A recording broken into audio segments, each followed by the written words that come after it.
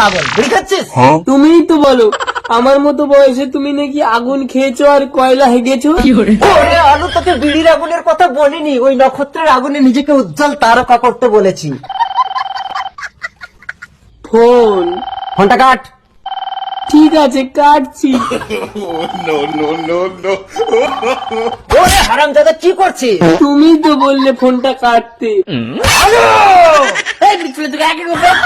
আমি নতুন বাবা যাবো। আলু, তোর মার মতো তুই আমাকে ছেড়ে যাস না। এই দেখ, আমার সমস্ত সম্পত্তি তোর নামে দলিল করে দিয়েছি, পড়ে দেখ। পুড়িয়ে দেখবো এর আগুনে কি আর আমার জীবনটা আলোকিত হবে?